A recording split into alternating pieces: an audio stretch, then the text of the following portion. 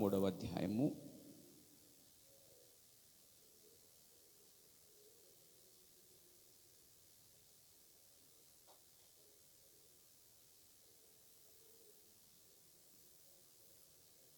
మొదటి యోహాను పత్రిక 3వ అధ్యాయము 20 వచనము 21 వచనము దయచేసి మనం చదువుదాం.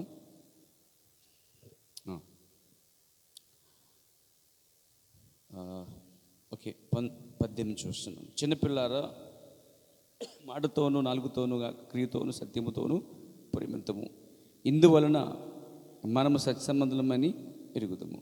ఇక్కడ దేవుడు మన హృదయము కంటే అదుగుడై సమస్తమును ఎరిగి ఉన్నాడు గనుక మన హృదయము ఏ విషయములలో మన యందు దోషారోపణ చేయును ఆయా విషయములలో ఆయన ఎదుట మన హృదయములను సమ్మతపరచుకుందాము. 20 వచనం అలా చదువుతున్నాను నేను. దేవుడు మన హృదయము కంటే అదుకుడై సమస్తమును ఎరిగి ఉన్నాడు గనుక మన హృదయము ఏ విషయములలో మన యందు దోషారోపణ చేయునో ఆయా విషయములలో ఆయన ఎదుట మన హృదయములను సమ్మతపరచుకుందాము అన్నాడు. దేవుడి వాక్యం దీవించును గాక. కూర్చోండి.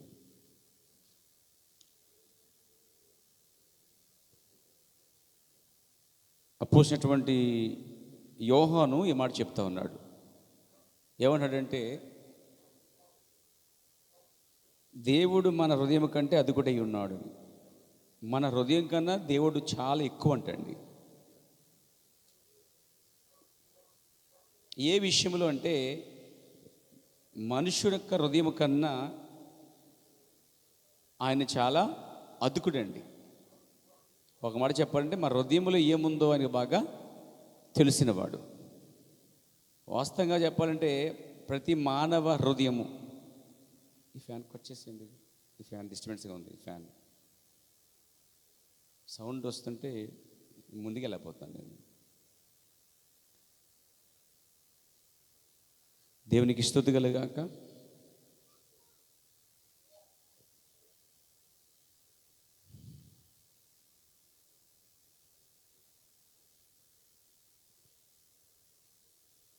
చూడండి, మన హృదయం అన్నిటికంటే ఘోరమైంది. నేనేం చెప్తున్నాను జాగ్రత్తగా వినండి. మన హృదయం చాలా ఘోరమైన వ్యాధి గలది. దీన్ని గ్రహింపగలవాడు ఎవడు అన్నాడు. అంటే ఒకడు ఉన్నాడు, ఆయన దేవుడు. అంటే ఇక్కడ నా హృదయం, మన హృదయాన్ని ఎరిగినవాడు ఒకడు ఉన్నాడండి. అందుకే ఏమన్నాడు ఇక్కడ, దేవుడు మన హృదయం కంటే అదుకుడై ఉన్నాడు. మన హృదయము, నా హృదయం ఏమిటో నీకు తెలియదు, నీ హృదయం ఏంటో నాకు తెలియదు. కానీ మన హృదయముల గురించి ఆయన బాగా తెలుసండి. సమూయేలు అనే భక్తుడు వెళ్ళి యెషయా కుమారులో పెద్దవాడిని అభిషేకించబోతున్నాడు. అప్పుడు ఏం జరిగిందంటే, దేవుడు అతన్ని తోసేశాను అన్నాడు. సమూయేలుకి అతడు బాగానే కనిపిస్తున్నాడు, కానీ దేవునికి మాత్రము అతడు సరిగ్గా కనిపించట్లేదండి. ఆలోచించండి, మనుషులకి కనబడేది వేరు, దేవునికి కనబడేది వేరు. మనుషుల ఎదుట మనం నమ్మించి, మెప్పించి, వాదించి చేయొచ్చండి. నోరు పెద్ద చేసి అరవచ్చు, లేకపోతే మన బలమంతా ఉపయోగించవచ్చు. కానీ అన్నీ జయించినా ఒక దాన్ని జయించలేమంట మనం, అది మన లోపల హృదయాన్ని. ఎలా అంటే, ఈ హృదయము అందులో ఏముందో, అది ఎలాంటిదో, దాని లోతు ఏమిటనేది నీ హృదయం కోసం నేను చెప్పలేను, వివరించలేను, అందులో ఏముందో చెప్పలేను. కానీ హృదయ రహస్యాలు ఎరిగిన వాడు ఒకడున్నాడు, ఆయన ప్రభువైన యేసుక్రీస్తు. ఆయన ప్రవక్తలో ఉన్నప్పుడు హృదయ రహస్యాలని బయటపెట్టేవాడు. ఆ ప్రభువైన దేవుడైన యెహోవా గొప్ప ఆత్మ క్రీస్తులో ఉన్నప్పుడు హృదయ రహస్యాలను బయటపెట్టేవాడు. అదే ఆత్మ పౌల్లో, పేతుల్లో ఉన్నప్పుడు, ఈ కాలంలో ప్రవక్తలు ఉన్నప్పుడు ఈ రోజుల్లో కూడా అదే ఆత్మ ఎవరిలైతే ఎవరి సేవకులైతే ఉంటుందో అతను కూడా హృదయ రహస్యాలు చెప్పగలడండి. కానీ అతను కాదు, అతనిలో ఉన్న క్రీస్తు యొక్క ఆత్మ హృదయ రహస్యాల్ని బయట పెట్టగలదండి. విలియం బ్రాన్హామ్ చాలాసార్లు మనుషుల యొక్క హృదయ రహస్యాలను బయట పెట్టేవాడు. నేను అంటున్నాను, విలియం బ్రాన్హామ్ కాదు, అతనిలో ఉన్న క్రీస్తు యేసు ఆత్మ వాటిని బయలుపరిచేది. వారు అప్పుడే వచ్చేవారు. అనేవాడైనా పలానా చోటకి వెళ్ళారు, మీరు ఇలా అనుకున్నారు, మీరు ఇలా జరిగింది అని చెప్పేవాడు. వాళ్ళు ఆశ్చర్యపడిపోయేవారు, అసలే మనకి ఎలా తెలిసి విషయాలని. పాత నిబంధనలో ఎలీషా కాలంలో వారి మిద్దెల మీద చెప్పుకునేవారు, ఎక్కడ మాట వేయాలి, ఎక్కడ కొట్టాలి, ఎక్కడ యుద్ధం చేయాలని, ఏ లోయలో దిగాలనుకునేవారు. ఆ విషయాలు ఎలీషా ద్వారా దేవుడు రాజుకు చెప్పేస్తుండేవాడు. రాజుకి అర్థం కాక మనలో ఎవడన్నా చెప్పేస్తున్నాడా? ఎవరంటే, అయ్యా మనలో ఎవరు కాదు, ఒకడున్నాడు, అతని పేరు ఎలీషా. అతడు ఏం చేస్తాడంటే హృదయ రహస్యాలు అతడు బయలుపరుస్తాడు అన్నాడు. ఎలీషా ఏ విధంగా అయితే హృదయ రహస్యాలు బయటపెడుతున్నాడో ఏలియా కూడా అలాగే బయట పెట్టేవాడు, మోషే కూడా అలా పెట్టేవాడు. ఇలా ప్రవక్తలందరూ చెప్పుకోవచ్చు. ఈ కాలంలో ఉన్న ప్రవక్త కోసం విశేషంగా నొక్కి చెప్పే ఉద్దేశం ఏంటంటే, ఆ ప్రవక్తలందరిలో ఏదైతే ఆత్మ ఉన్నదో అదే ఆత్మ ఇతనిలో ఉందండి. అదే ఆత్మ నీలో నాలో ఉంటే కూడా అలాగే చేస్తాం. బట్ ఏ మనుషుడు ఒక మనిషి హృదయంలో ఏముందో చెప్పలేడు, బయటికి తీయలేడు. కానీ పరిశుద్ధాత్మ మాత్రము ఆ సేవకున్నో లేక ఆ ప్రవక్తనో అభిషేకించి అతనిలోంచి మాత్రము హృదయ రహస్యాల్ని బయట పెట్టగలదు. ఈ రాత్రి కూడా అదే దేవుడు బహుశా ఆయన నీలో ఉండో నాలో నుండో ఆ సంగతులన్నీ నీ ముందు తీసుకొచ్చినప్పుడు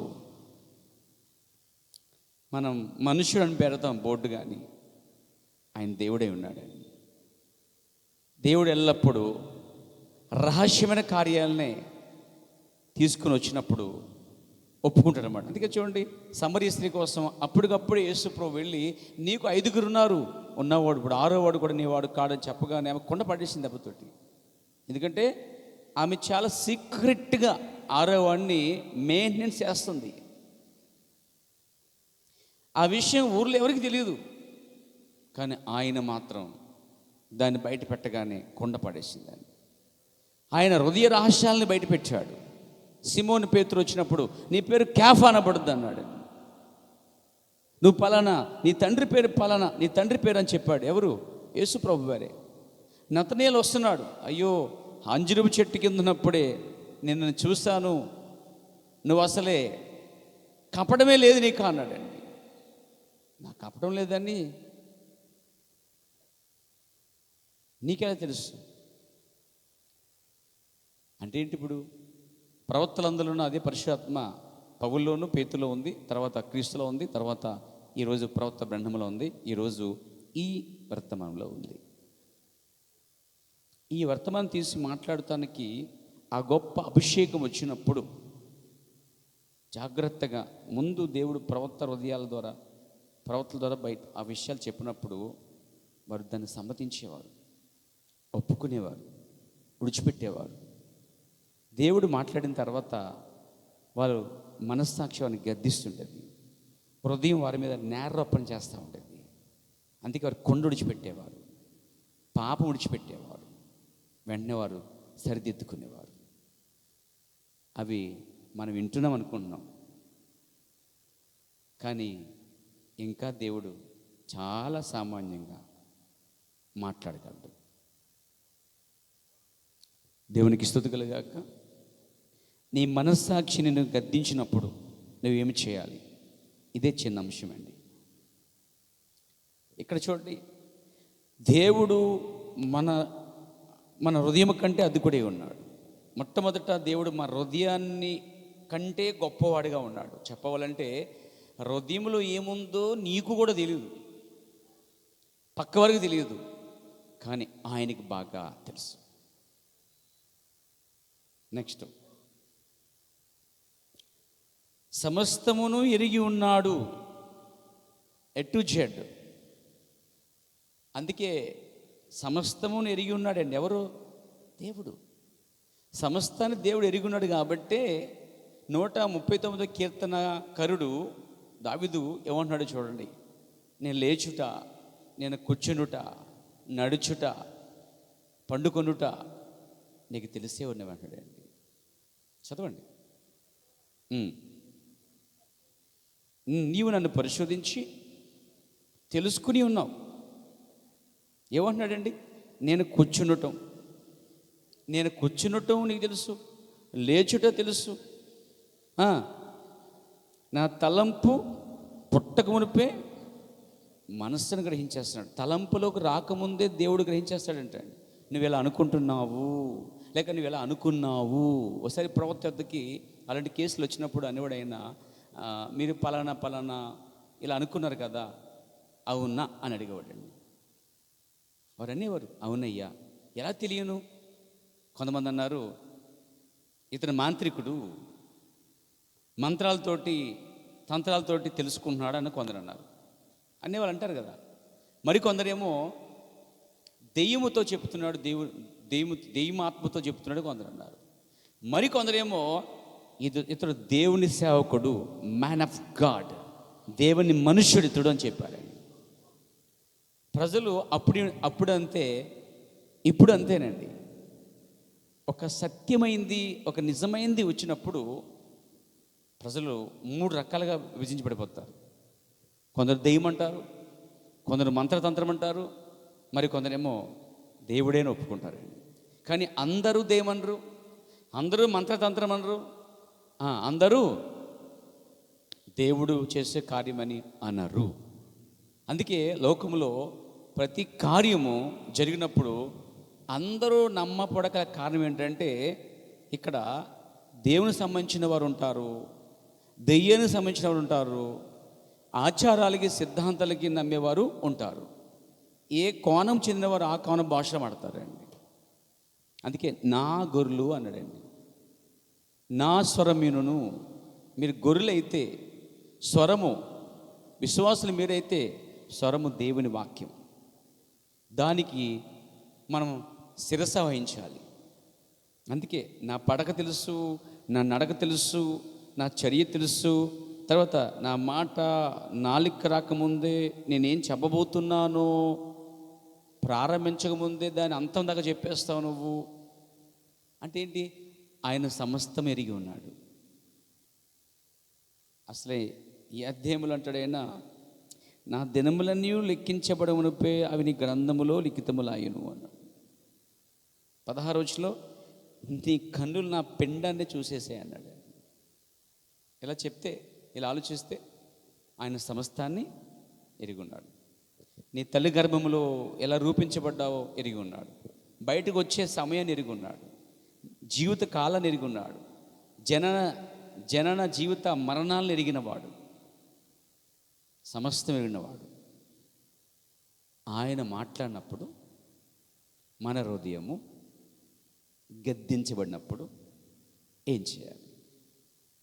దేవునికి స్తుతి కలుగాక.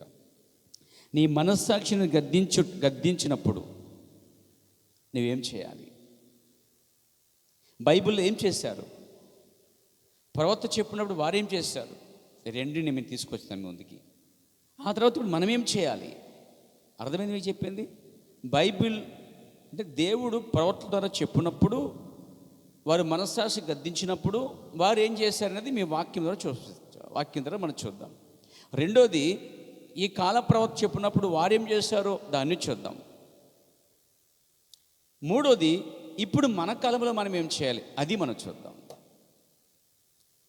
సో జరిగింది ప్రవక్తల కాలంలో, మన కాలంలో ప్రవక్త జరిగిన కార్యం. అలా జరిగినప్పుడు వారు ఏం చేశారో ప్రవక్తల ద్వారా దేవుడు మాట్లాడినప్పుడు వారు ఏ విధంగా విని సరిదిద్దుకున్నారో, సరి చేయబడ్డారో ఇప్పుడు కూడా మనం అదే చేయాలి. ఆయన చెప్పాడు, వారు సరిదిద్దుకున్నారు. ఓ యేసుక్రీస్తు వచ్చి హృదయ చెప్పగానే సమరస్తి కొండపడేసింది, వెళ్ళిపోయింది. ఆమేన్. దానివల్ల నీకు నాకు ప్రయోజనం లేదు. అక్కడ నేను కనిపించాలి. ఆమె కొండపడేసింది, మనం ఇంకేదేదో వదిలిపెట్టాలి. మనం ఇంకేదేదో దాన్ని పడేసేవలసింది. ఎందుకంటే సమస్తం ఎరిగిన వాడు ఒక ఆయన మన మధ్యలో ఉన్నాడు. అందుకే ఆయన సమస్తాన్ని ఎరిగి ఉన్నాడు. తర్వాత వాక్యం చదవండి. మూలవాక్యం మనం ధ్యానిస్తున్నాం. సమస్తం ఎరిగి ఉన్నాడు కనుక మన హృదయం. ఇప్పుడు 3వ పాయింట్ అది. మొదటిది, మన హృదయం కంటే అధికుడంటే నీ హృదయంలో ఏముందో ఆయన ఒక్కడికే తెలుసు. రెండోది, సమస్తాన్ని ఎరిగి ఉన్నాడు. మూడోది చూడండి, మన హృదయము ఏ ఏ విషయములలో మన యందు దోషారోపణ చేయనో ఆయా విషయములలో దానితుడ మన హృదయంలో సమ్మతపరిచేసుకోవాలట. అంటే సమ్మతి, అసమ్మతి కాదు, సమ్మతి. ఒప్పుకోవాలి, దాని యొద్దకు రావాలి. మూడోది ఏంటంటే, ఇక్కడ మన హృదయము ఏ ఏ విషయములో మన హృదయం మన మీద నేరారోపణ చేస్తుందో గమనించాలి. ప్రతి మనిషికి హృదయం ఉంది. ఆ హృదయం కంటే అది కూడా దేవుడు, సమస్తాన్ని ఎరిగిన దేవుడు. మూడోది, మన హృదయము మన మీదే నేరారోపణ చేస్తున్నప్పుడు మనం ఏం చేయాలనేది ఇక్కడ ఉంది. మనం సమ్మతించాలంట. సమ్మతించడం అర్థం ఏంటంటే, దాంతో ఏకీభించి సరిదిద్దుకొనుట, సమ్మతించుట. ఇద్దరు సమ్మతించకుండా కూడి నడుచుట కష్టమైన కార్యము. సమ్మతి లేని సంసారమైన, సమ్మతి లేని స్నేహమైన, సమ్మతి లేని మరి కుటుంబమైన, సమ్మతి లేని సంఘమైన, సమాజమైన నడవటం చాలా చాలా చాలా చాలా కష్టమండి. అది నడవదు చివరిదాకా. నడవాలంటే సమ్మతి జరగాలి. ఇప్పుడు దేవుడు అధికుడై ఉన్నాడు, సమస్తం ఎరిగి ఉన్నాడు. మూడోది, మన హృదయము మన మీద నేరారోపణ, అంటే మన హృదయం మన మీదే నేరారోపణ చేస్తుందా? ఉదాహరణ చెప్తానండి. దానికి ఇప్పుడు నువ్వు వెళ్తున్నావు దారిలో, సడన్గా లెఫ్ట్కి వెళ్దాం అనుకున్నావు. హృదయం చెప్తుంది, మనస్సాక్షి చెప్తుంది అని చెప్పి నువ్వు రైట్కి తిరిగావు. చిన్న యాక్సిడెంట్ అయింది. అప్పుడు అనుకుంటావు,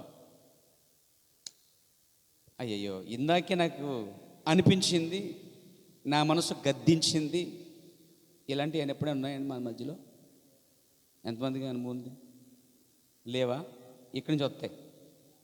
పోనీ వచ్చాయా ఎవరికన్నా అలా అనిపించిందమ్మా? నిజంగా అనిపించిందా? నన్ను మభ్యపెట్టకండి, మీరు నిజం మాట్లాడండి. అనిపించింది కదా? అంటే మనస్సాక్షి గద్దించినప్పుడు మనం వినకపోవటం వలన తర్వాత నష్టం జరిగిన తర్వాత మనం చాలా బాధపడిపోతూ ఉంటాం. అలా చేయకుండా ఉండవలసింది, లేకపోతే అలా మాట్లాడకుండా ఉండవలసింది. కొన్నిసార్లు మనం కూడా గట్టిగా మాట్లాడతాం, తర్వాత ఎవరైనా బాధపడరుకోండి, మళ్ళీ మనం బాధపడతాం. మనస్సాక్షి ఉన్నవాడైతే బాధపడతాడు, మనస్సాక్షి వాత అయితే అదేం పట్టించుకోరు ఇంకాళ్ళు. కానీ మనకంటూ మనస్సాక్షి ఉందనుకోండి, అది మనల్ని గద్దిస్తుంది అనేది ఎప్పటికప్పుడు అర్థమవుతుందన్నమాట. అంటే నేనేం చెప్తానంటే, మన హృదయము మన మీద నేరారోపణ చేసినప్పుడు దానికి మనం ఎలా రియాక్ట్ అవుతున్నాం అనేది ఇక్కడ ప్రాముఖ్య విషయం. ఇది వ్యక్తిగతమైన కార్యం ఏండోయ్. దీని చెప్పట్లేదు నేను, కోటలు కాదు ఇవి. మెసేజ్ స్టడీ, అధ్యయనం చేస్తున్నాం మనం. ఈ అధ్యయనంలో మనం నేర్చుకునే విషయం ఏంటంటే, మన హృదయం కంటే దేవుడు అదుకుడు, మన జీవిత చర్య అంతటిని ఎరిగినవాడు, సమస్తాన్ని ఎరిగినవాడు. మన హృదయం మన మీద నేరారోపణ చేసినప్పుడు మనము దానితో సమ్మతించాలి, ఒప్పుకుని తీరాలి. కాబట్టి మనస్సాక్షి గద్దించినప్పుడు దాని మాట మనం వినకపోతే తర్వాత దానికి మనం ఎంతో అమూల్యం చెల్లించాలి, నష్టపరిహారం చెల్లించాలి. నిజమే, చెల్లిస్తాం కూడా మనం. కానీ అప్పటికి అది అయిపోతుంది. దానికి ముందే ఆల్రెడీ రెడ్ లైట్ పడుతుంది అన్నమాట. ఆ రెడ్ లైట్ చూడకుండా దూసుకుపోతావు. ఆ తర్వాత మంచం మీద కూర్చుంటావు. ఏంటంటే అందరికీ నాకు అలా అనిపించింది, మనసు గద్దించింది. ఇప్పుడేం చేస్తావు? చెయ్యో కాళ్ళు ముక్కు నోరు ప్యాచిపడింది. నిజమే, నాకైనా మీకైనా అంతే. ఏ వ్యక్తికైనా మనస్సాక్షి తనతో మాట్లాడుతుందని బైబిల్ చెప్తుంది. అలాంటి అనుభవాలు ఉన్నాయి మనకి. మీ మనస్సాక్షి ఇలాగా మీ హృదయము మీ నేరోపణ అయినప్పుడు మీ మనస్సాక్షి మిమ్మల్ని గద్దిస్తుంది ఎప్పుడన్నాను? ఎస్, గద్దిస్తుంది. ఏదో చేయకుండా తప్పు చేస్తాం, ఎక్కడో చోట ఏదో సమయంలో అది జ్ఞాపకం వస్తుంది. ప్రార్థనలోనో, వాక్యములోనో, పని పాటల్లోనో, ప్రయాణములోనో. నువ్వు ఊరుకుండొచ్చు, నువ్వు నిద్రపోవచ్చు, కానీ లోపల హృదయము నీ మీద నేరోపణ చేసినప్పుడు దానికి అలసట లేదు. అర్థమవుతుందా? అలసట లేదు. నేను అలసిపోతావు, కానీ అది మాత్రం నువ్వు నిద్రపోయినా నీ కోసం పొద్దున్నాక వెయిట్ చేస్తా. లేచిన తర్వాత వెయిటింగ్ అనమాట. వెయిట్ చేసి లెగ్గానే స్టార్ట్ చేస్తుంది. స్టార్ట్ చేసినప్పుడు పైకి మానే ఉంటావు, లోపల జరుగుతుంది అంత విద్యమంత లోపల. ఇదంతా ఇన్నర్ ప్రాబ్లమ్స్ లోపల జరుగుతూ ఉంటుంది. పైకి నవ్వుతూ ఉంటాం, కొన్నిసార్లు నవ్వలేక నవ్వుతూ ఉంటాం, కానీ లోపల ఏం జరుగుతుందనేది ముఖం చాలా తేటగా చెప్పేస్తుంది అండి. నిజమేనా? మనిషి ముఖం డిఫరెంట్గా కనిపించినప్పుడు లోపల పోరాటాలు స్టార్ట్ అయిపోయినాయి. హృదయము పొద్దున్న నువ్వు లెగ్గానే స్టార్ట్ చేస్తుంది. ఏమని? అలా జరగకుండా వలసింది, అలా చేయవలసిందని చెప్తుంది. దానివల్ల ఏమవుతుంది తెలుసండి? మనిషి నలిగిపోతూ ఉంటాడండి, పశ్చాత్తాపడుతూ ఉంటాడు. ఇదే చెప్తున్నాను, మనస్సాక్షి ఎప్పుడు గద్దిస్తుందో తెలుసా అండి? మనం ఎప్పుడు తప్పు చేశామో, ఎప్పుడైతే మన హృదయము మన మీదే నేరోపణ చేస్తుందో అప్పుడు దాన్ని మనం గెలవటం కష్టమండి. మనుషుడు ఉదయం అంతా గెలిచేస్తాడు అందరి మీద, సాయంకాలం పడుకున్నాక అసలు పోరాటం స్టార్ట్ అవుతుంది.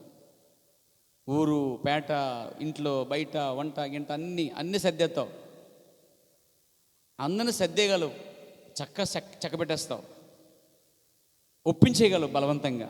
కొంతమంది బిలో ఉంటారండి, బలవంతంగా ఒప్పించి సెట్ చేస్తారనమాట. సెటిల్ అయిపోయింది, సెటిల్ అనుకుంటారన్నమాట. పడుకున్నాక ఆయన సెట్ అవ్వడం కష్టం. అది చేసావు, ఇది చేసావు, అది చేసావని మనస్సాక్షి హృదయం అతన్ని నేరోపణ చేస్తూనే ఉంటుందండి. దానికి అలసట్లేదు. దానికి నువ్వు సమాధానం చెప్పేదాకా నీతో వాదిస్తూనే ఉంటుంది. ఇక మనశ్శాంతి లేక ఏం చేస్తావంటే నువ్వు ఒప్పుకుని తీరాలి. సమ్మతించేదాకా ఆ హృదయము ఏ విషయంలో చూడక వాక్యం ఉంది, ఏ విషయములలో మన యందు దోషారోపణ చేయనో ఆయా విషయంలో మన ఎదుట మన హృదయము సమ్మతించపరచుకుందాము అన్నాడు.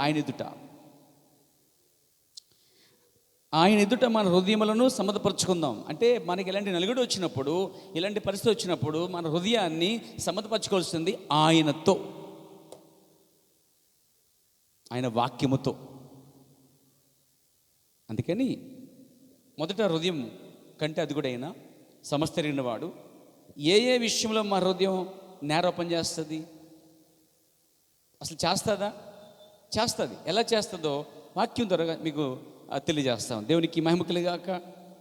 ఇప్పుడు దావీదు కీర్తన 51వ కీర్తనకు వద్దాం. మనం 51వ కీర్తనకు వద్దాం. దేవునికి స్తుతి కలుగాక. ఈ 51వ కీర్తనలు మీరు చూసినట్లయితే దావీదు కనిపిస్తున్నాడు. ఈ దావీదు బెత్షెబ ఆమెతో చేసినటువంటి పాపాన్ని బట్టి అన్నీ చక్కబెట్టేశాడు. కానీ లోపల అతనిలో దావీదు హృదయము దావీదు మీదే నేరోపణ చేస్తుందండి. అప్పుడు అన్నాడన్నమాట ఆయన 3వ వచనంలో, నా అతిక్రమములు నాకు తెలిసే ఉన్నవి, నా పాపము ఎల్లప్పుడూ నా ఎదుటే ఉంది, నీ దృష్టి ఎదుట నేను చెడుతనము చేసి ఉన్నాను. కావున ఆజ్ఞ ఇచ్చినప్పుడు నీవు నీతిమంతుడుగా అగపడదువు, తీర్పు తెచ్చినప్పుడు నిర్మలుగా అగపడదువు. నేను పాపములో పుట్టినాడు, పాపంలో నా తల్లి నా గర్భం ధరించినది.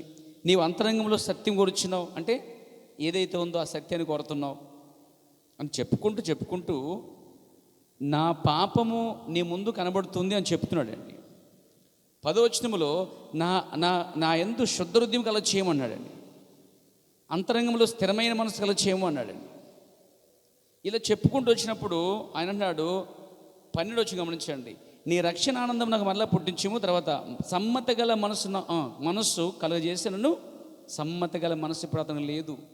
ఎందుకంటే అతడు తప్పు చేశాడు, ఒత్తిడిలో ఉన్నాడు. ఇప్పుడు అతను ఏం చేస్తాడంటే దేవుని ఎదురుకు వచ్చేసాడు. ఇప్పుడు దేవా, నీ ఎదుటి నా పాపాలు కనిపిస్తున్నాయి, నీకు విరుద్ధంగా చేశాను, నా దోషం పోయినట్లు నన్ను కడుగు, నా అతిక్రమం తుడిచిపెట్టాయి అని అక్కడ ప్రాధేయపడుతూ ఏడుస్తూ ఉన్నాడు. అంటే సమ్మత గల మనసు నాకు ఇచ్చే, ఇప్పుడు నన్ను దృఢపరచు. ఎప్పుడైతే అది ప్రార్థన చేసుకున్నాడో దేవుడు అతన్ని దోష పాపములను పూర్తిగా తుడిచిపెట్టేసేటండి. కీర్తన గ్రంథము 90వ కీర్తన 8వ చరణం, 8వ చరణం, మా దోషములను నీవు నీ ఎదుట ఉంచుకొని ఉన్నావు. చూడండి, నీ ముఖ కాంతిలో మా రహస్య పాపములు కనబడుచున్నవి అన్నాడండి. జాగ్రత్తగా వినండి అందరు కూడా. ఏమంటున్నాడంటే నీ ముఖ కాంతిలో మా పాప రహస్యములు కనబడుచున్నవి. ఇక్కడ ఏమన్నాడు, మా దోషము నీ ఎదుట ఉంచుకున్నావు. నేను చేసే ప్రతి దోషం తప్పు నీ ఎదుట పెట్టుకుని ఉన్నావు. ఆయన పెట్టుకున్నాడని ఎలా తెలుస్తుంది అతనికి? తన చేసిన తప్పును బట్టి తన హృదయము తన మీదే నేరారోపణ చేస్తుంది. Praise the lord. అలా నేరారోపణ చేస్తున్నప్పుడు మీరు గమనించండి, ఏమన్నాడు ఇక్కడ, నీ ముఖకాంతిలో మా రహస్య పాపములు కనబడుచున్నవి అన్నాడండి. ఇలా ఒప్పింపజేసేది ఏంటి తెలుసా? పరిశుద్ధాత్ముడే. ఈ మనస్సాక్షిని సమ్మతపరచాలంటే, ఈ మనస్సాక్షిని ఒత్తిడి చేసేది ఎవరు తెలుసా? నీ సొంత హృదయమే, నా సొంత హృదయమే, మన సొంత హృదయమే మన మీద నేరారోపణ చెప్తుంటుంది. మన అందరిని గెలవచ్చు, కానీ దాన్ని మనం గెలవలేము. మన సొంత హృదయము మనకి యాంటీగా మాడుతుందండి, విరుద్ధంగా మాడుతుంది. నువ్వు అందరూ జయించగలవు, దాన్ని జయించలేవు. ఎందుకంటే అది నీలో పార్ట్ కదా. నువ్వు దాన్ని చేయిస్తే నిన్ను వెళ్ళిపోవడమే. నువ్వు దాన్ని చంపేసేవనుకో, అది నేను చంపేస్తుంది.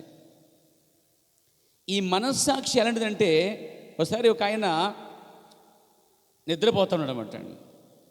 తనకు ఒక కుక్క ఉంది, మంచి కుక్క, బహుశా జర్మన్ షెపర్డ్, అలా క్వాలిటీ కలిగినవి, ఉన్నతమైనవి, చాలా ఖరీదైనవి, 1,00,000 రూపాయలు 5 లక్షలు గల ఖరీదైనవి జాతి కుక్కలు.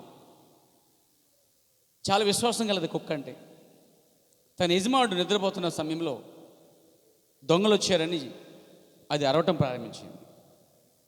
యజమానుడు తన నిద్రకి భంగం కల్పించింది అని చెప్పి కోపడ్డాడు 2-3 సార్లు. 4వసారి చిరకు వచ్చి అతనికి గన తీసి దాన్ని కాల్చేశాడు అండి. చచ్చిపోయింది. దొంగలు వచ్చి అతన్ని హతమార్చారు. ఇలాంటి ప్రమాదం ఒకటి రాబోతుంది అనేది ముందుగానే కుక్క అతన్ని హెచ్చరించింది. దాన్ని అతడు ఏం చేశాడు? దాన్ని చంపేశాడు. అలాగే మన హృదయం మన మీద నేరారోపణ చేస్తున్నప్పుడు దాన్ని మనం చంపేసామనుకోండి, మనం కూడా ఆత్మీయ చచ్చిపోయినట్టే. ఈరోజు చాలామంది వాత వేయబడిన మనస్సాక్షి గలవారుగా ఉన్నారండి. ఎలా ఉందంటే, ఆ మనస్సాక్షి గద్దించినప్పుడు, లేక హృదయం గద్దించినప్పుడు ఆ మనస్సాక్షిని వారు చంపేశారనుకోండి, ఇంకా అది పలకదిక, అది మాట్లాడదు. అలాంటి పరిస్థితి రావద్దు. దేవునికి స్తుతి కలుగాక. కాబట్టి మన హృదయము మన మీద ఏ ఏ విషయంలో నేరారోపణ చేస్తుందో దానికి మనము సమ్మతించాలి. బైబిల్లో మీకు దావీదుని చూపించాను నేను. అలాగే సమరయ స్త్రీని చూడండి. సమరయ స్త్రీ 5గురితో ఉంది, 6వడితో కూడా ఉంది. రహస్యంగా ఆమె వ్యభిచారం చేస్తూ డబ్బు సంపాదిస్తుంది. మధ్యాహ్నం వరకు వచ్చింది, నీళ్లు అడుగుతున్నప్పుడు ఆ నీళ్లు గురించి సంభాషణలో దేవుడైన ప్రభువైన యేసుక్రీస్తు ఆమె హృదయంలోకి వెళ్ళిపోయాడు. ఆ సంగతులు అని చెప్పాడు. ఆమె వెంటనే గ్రహించింది, నువ్వు ప్రభుత్వం నేను గ్రహించుచున్నాను అని చెప్పి ఆమె ఆ కుండ పడివేసి తన పాపాలు ఒప్పుకుని సమ్మతించింది.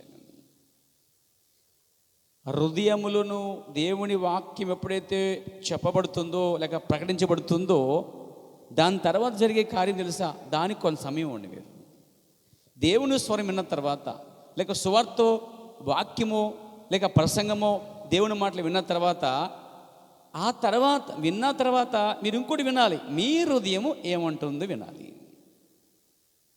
మీ హృదయం మీ మీద ఏ ఏ విషయంలో నేరరూపం చేస్తుందో గమనించాలి. ఫస్ట్ వాక్యం విని వెళ్ళిపోవద్దు. వాక్యం విన్న తర్వాత ఇంకొక స్వరం వినాలి నువ్వు. అది నీ లోపల నుంచి వచ్చే స్వరం, అది నీ లోపల నుంచి వచ్చే స్వరం, అది నీ లోపల నుంచి వచ్చేటువంటి హృదయము నీ మీద నేరరూపం చేస్తుందో లేదో గమనించి, అది నేరరూపం చేస్తుంది అనుకోండి, ప్రైజ్ గాడ్, దేవుని ఎదుటికి వచ్చి సమ్మతించాలి. ఒకవేళ అది నేరరూపం చేయడం అనుకోండి, దేవుని ఎదుటికి వచ్చి ధైర్యంగా ఆయన కృపా సింహాసనం సమర్పించవచ్చు. దానికి ఏమన్నాడు ఇక్కడ? ఒకవేళ చెయ్యని ఎడల, అక్కడ చూడండి, యోహోను రాసిన మొదటి పత్రిక 3వ అధ్యాయంలో మనం చదువుకుంటున్నాం. అక్కడ చూడండి 21వ వచనంలో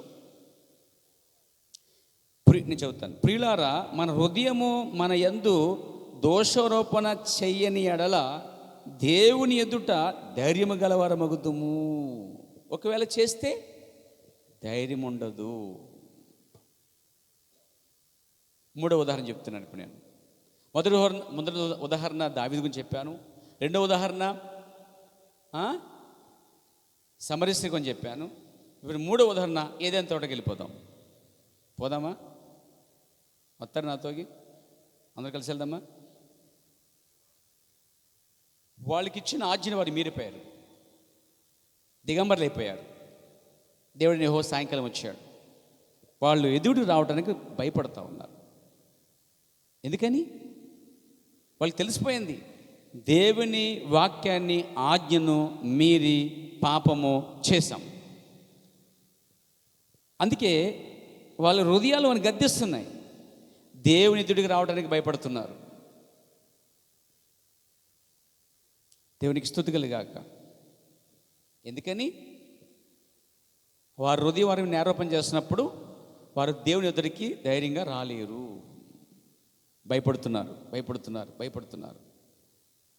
అయితే ప్రవక్త అన్నాడు, ఆయన కృపా సింహాసనం వచ్చింది అన్నాడండి. కృపా సింహాసనం సమీపించాలంటే మన హృదయం ఏ విషయంలో నేరోపణ చేస్తుందో దాన్ని మనం తెలుసుకున్న వారమై, లోపలి వచ్చే స్వరాన్ని గుర్తించిన వారమై, దాన్ని సరైతే అనగా అది బాగానే ఉందంటే నువ్వు ధైర్యంగా ఆయన్ని సమీపించవచ్చు. అది బాలేదంటే నువ్వు ధైర్యంగా సమీపించలేవు. ఎందుకంటే అది నిన్ను వెళ్ళనివ్వదు. తప్పు చేసినప్పుడు నువ్వు బైబిల్ చదవలేవు. పాపం చేసినప్పుడు నువ్వు చర్చికి రాలేవు. నువ్వు తప్పు చేసినప్పుడు మోకరించి ప్రార్థన చేయలేవు. ఎందుకంటే ఏదో నిన్ను గద్దిస్తుంది, ఏదో పొరపాటు ఉంది. అందుకే ప్రార్థనకి వెళ్ళగానే భయపడుతూ ఉన్నావు. మోకరించి సరిగ్గా గుర్తు వస్తుంది, భయపడుతూ ఉన్నావు. అది ఏముంటుందంటే, ఇన్ని చేసి ఏమి ఎరనట్టుగా ప్రార్థన చేస్తున్నావా? వాక్యం వింటున్నావా? పాటలు పడుతున్నావా? ఆరాధిస్తున్నావా? వాక్యం చెప్తున్నావా? వాక్యం వింటున్నావా? కూర్చుని ప్రార్థన చేసేస్తున్నావా అనేది నీ మీద నేరోపణ చేస్తుంది. అప్పుడు నువ్వు సిగ్గుపడుతున్నావు. అప్పుడేం చేయాలి అంటే, నువ్వు సమీపించలేకపోతున్నావు, ధైర్యంగా వెళ్ళకపోతున్నావు. దానికి కారణము హృదయము నీ మీద నేరోపణ చేస్తుంది. అప్పుడేం చేయాలి? నీ మనస్సాక్షిని గద్దిస్తుంది. అప్పుడేం చేయాలి? నీ హృదయాన్ని గద్దిస్తుంది. అప్పుడేం చేయాలి? దాని గురించి సమ్మతించాలి. ముందు దావీదు వలె, సమరయ స్త్రీ వలె, ఏదైనా తోటలో అవ్వాదములు కూడా అక్కడికి వచ్చి వారు భయపడిపోతున్నారు. తర్వాత ఆయన వచ్చి వారికి సహాయం చేసినప్పుడు వారు వచ్చి ముందుకు వచ్చారు. రక్తం కిందకి వారు వచ్చారండి. రక్తం కిందకి ఎప్పుడైతే వచ్చారో వారు అప్పుడే దేవునితో సాహసం కలిగి ఉన్నారండి. నేను చెప్తున్నానంటే, నీ మనస్సాక్షి ఏ విషయంలో మనం గద్దిస్తుందో అప్పుడు మనం ఏం చేయాలి? ఇదిగో దావీదు వల్లే, ఇదిగో సమరయ స్త్రీ వల్లే, ఏదైనా తోటలో వారు తప్పు చేసినప్పుడు ఆయన ఎద్దకు రావడానికి భయపడ్డారండి. అయితే ఇక్కడ ఏమంటే, వాళ్ళు ఏం చేయాలి? ఇప్పుడు తమ తప్పులు ఒప్పుకోవాలి. అడిగాడు ఆయన, ఏం జరిగింది? పలానా జరిగింది. సరే ఓకే అని చెప్పి ఆయన చేశాడంటే వాళ్ళకి సమ్మతపరిచాడండి. సరైన తీర్పు తెచ్చాడు దేవుడు. అక్కడ సరి చేశాడు చెప్పాలంటే. వాళ్ళు దాన్ని సమ్మతించారు. అప్పుడు వచ్చారు అద్దకి. ఒకవేళ నీ హృదయం నీ మీద నేరోపణ చేయలేదనుకోండి, 21 ప్రకారంగా మీరు మన హృదయము మన యందు దోషారోపణ చేయకపోతే దేవుని ఎదుట ధైర్యం గలవారంగా వెళ్ళవచ్చు. చేస్తే వెళ్ళలేమనేది అర్థం అక్కడ. ఇప్పుడు మన ప్రవక్త చెప్పిన దానికి వస్తున్నాను. దేవునికి స్తుతి కలుగాక. మీరు రాసుకోగలిగితే చూడండి, 2-3 ఉదాహరణలు చెప్తాను. మొదటగా దేవునికి స్తుతి కలుగాక 2:20 ప్రశ్న జవాబుల పుస్తకం నుంచి ఒక విషయం నేను మీతో పంచుకుంటున్నాను. Praise God. 83వ పేర నుంచి 85 వరకు మనం చూస్తే అక్కడ చిన్న సంఘటన ఏంటంటే, ఒక స్త్రీ పెళ్ళైన మగవానితో తప్పు చేసింది. ఆ తర్వాత పశ్చాత్తాపడి లేఖనం ప్రకారము తన భర్తతో సరి చేసుకున్నది. ఆమె ఆ వివాహితుడగు పురుషుని యొక్క భార్య వద్దకు వెళ్ళినా ఆమెకు ఆ సంగతి ఏమీ తెలియదు, లేదా ఆమెకు చెప్పవలసిన బాధ్యత పురుషునిదా? ఈ సరిదిద్దు విషయమును ఎంతవరకు కొనసాగించవలను అని ప్రశ్న వేశారు ప్రవర్తక వాళ్ళు. ఇక్కడ సమస్య ఏంటంటే, పెళ్ళైనటువంటి భార్య వేరొక పురుషునితో పాపం చేసింది. దానికి పశ్చాత్తాపడుతుంది, సరి చేసుకుంటుంది, దిద్దుకుంటుంది. దానికి ముందు జరిగిన కార్యం ఏంటంటే, ఏం చేయాలో తెలియట్లేదు వారికి. నా ప్రియ సోదరి, నీవు సరైన ఒకే ఒక్క దాన్ని చేసి ఉన్నావు. నీవు ఆ క్రియలో పాలు పొందావు. లేక నీకు తెలిసిన వారెవరో ఈ ప్రశ్న అడిగి ఉండవచ్చు. ఆ కార్యము తప్పు. ఒక భర్త ఉండగా ఒక భార్య ఇంకో పురుషుని చేరి తప్పు చేయటం, ఆ కార్యము తప్పు అని ప్రవక్త చెప్తున్నాడు. Praise the lord.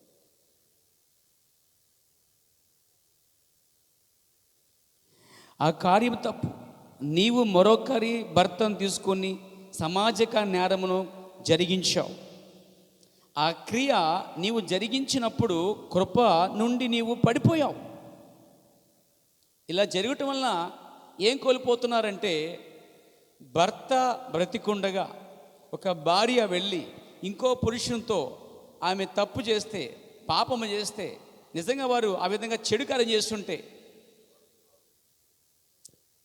ప్రవక్త అన్నాడు, నువ్వు ఆ క్రియ జరిగించిన వెంటనే నీ కృప నుండి నువ్వు పడిపోయావు అన్నాడండి. పడిపోయింది ఎవరు తెలుసా? ఎవరు తప్పు చేశారో వారు. Praise the lord. ఆ తర్వాత నీవు పశ్చాత్తాపడి ఉన్నావు. అయితే నీవు ఆ మగవానితో సరి చేసుకునే వరకు మారు మనసు లేదు అన్నాడు. చేసినందుకు పశ్చాత్తాపడింది ఓకే. ప్రవక్త అన్నాడు, మారు మనసు లేదు నీకు ఆ విషయంలో. ఏమంటాడంటే,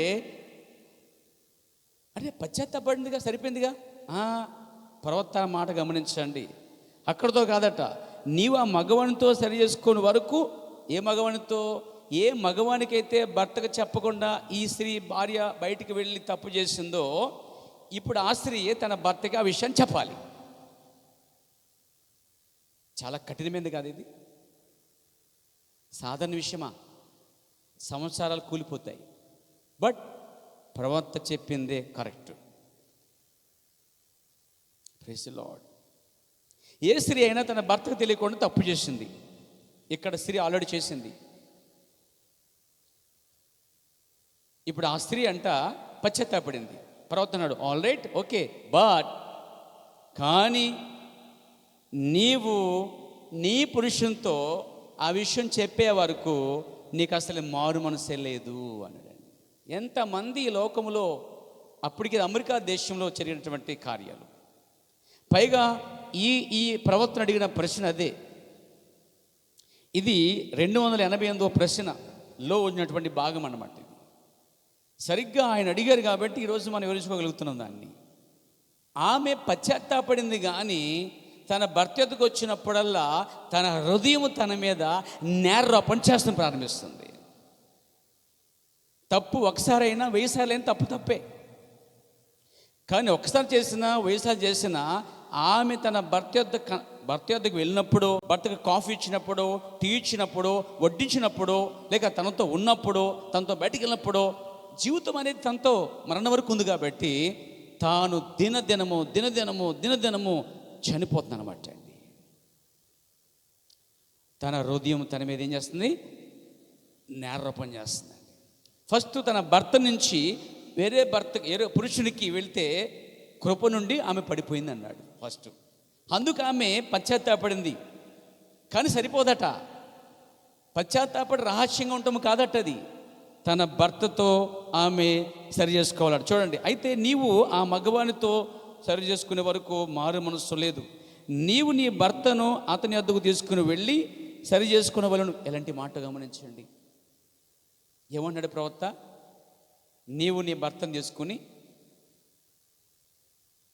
తీసుకుని నువ్వెవరితో తప్పు చేసావో అక్కడికి వెళ్ళి, అయ్యా నేను ఇదిగో ఇతనితో తప్పు చేశాను అని భర్తను తీసుకుని చెప్పాలట.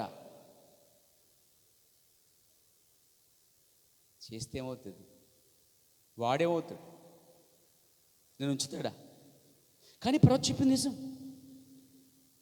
ఇలా చేసేదే సరైన విధానం.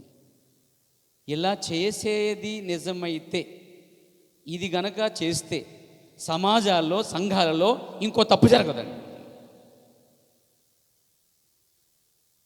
జాగ్రత్త పిల్లలు, స్త్రీలు, పురుషులు, ఇంక్లూడింగ్ మీ, నేను కూడా నో ప్రాబ్లం. నేను ప్రీ బాడ్ అయిపోయినప్పుడు లేదనే బాధ కన్నా ఈ సమస్యలో అధిగమించడం చాలా కష్టమైన కార్యం. బట్ మిగతా వాళ్ళు జాగ్రత్తగా ఉండాలి విషయంలో. భార్యాభర్తల మధ్య బంధం చాలా మంచిది, ప్రతిష్టమైంది. చాలామంది పెద్దలు అంటూ ఉంటారు, 100 ఏళ్ళ పంట అని, పెళ్లి పంట. ఒక్కసారి వారిద్దరూ ఏకమైతే, నిజంగా వారిద్దరూ పరిశుద్ధం జరిగితే, వివాహం అంటూ జరిగితే మరణం తప్ప వారిని ఎవరిని ఏది చేయకూడదు.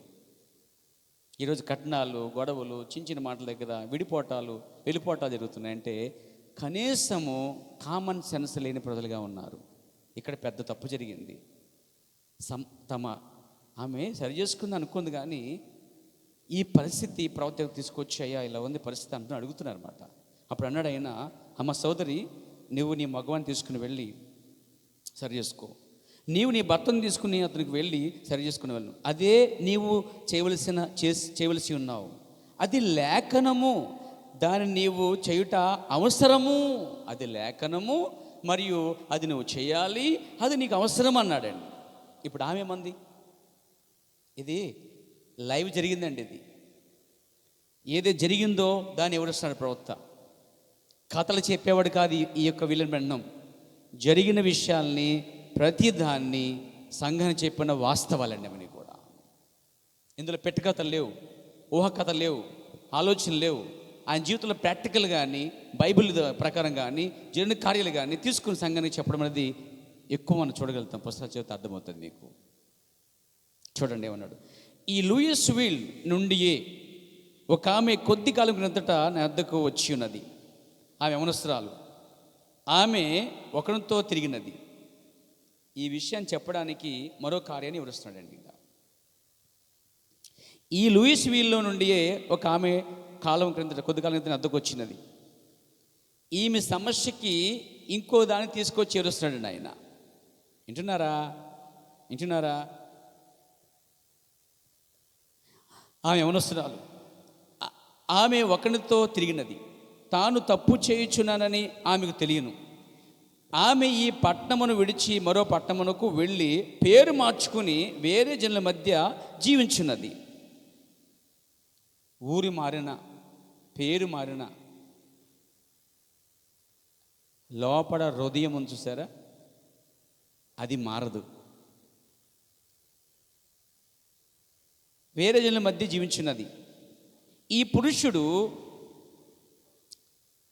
వెనకే వెళ్ళి ఆమెను తన భార్యగా ఉండమని కోరాను. లేనిచో అందరికీ చెప్పేదను, ఇక్కడ ఏం చెప్తున్నాడు ఆయన? ఒక స్త్రీకి, నీవు నీ భర్తతో తెలియకుండా తప్పు చేసావు కాబట్టి పశ్చాత్తాపడ్డావు, అసలు చేయటం అలా చేయకూడదు, చేసావు కాబట్టి కృప నుంచి పడిపోయావు కాబట్టి మళ్ళీ కృపకు రావాలంటే నువ్వు నీ భర్తను తీసుకుని పోయి అతనితో సంబంధ పడాలని చెప్పి అక్కడ ఆపి ఇంకొక కార్యం చెప్తున్నాడండి ఆయన. ఈ లూయిస్ విల్లోనే ఒక యవనస్తురాలు ఒకరితో తప్పు చేసింది.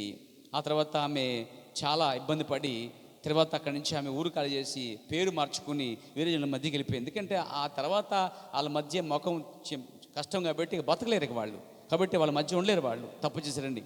కాబట్టి ఆమె వెళ్ళిపోయి వేరే చోటకి వెళ్ళి పేరు మార్చుకుంది. అయితే ఆ వ్యక్తిని చూడండి, ఆ పురుషుడు అతను విడిచిపెట్టలేదు, అతను కూడా వెళ్ళాడు. వెళ్ళి నువ్వు నన్ను పెళ్లి చేసుకో, లేకపోతే నీకు నాకున్నటువంటి ఈ సంబంధాన్ని నేను అలర చేస్తా అని అంటున్నాడు.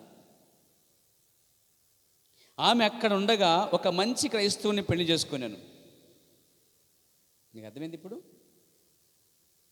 ఆల్రెడీ యవనస్తురాలు తమ శీలం కోల్పోయింది, పాపం చేసేసింది, శరీరాన్ని పాడు చేసుకుంది.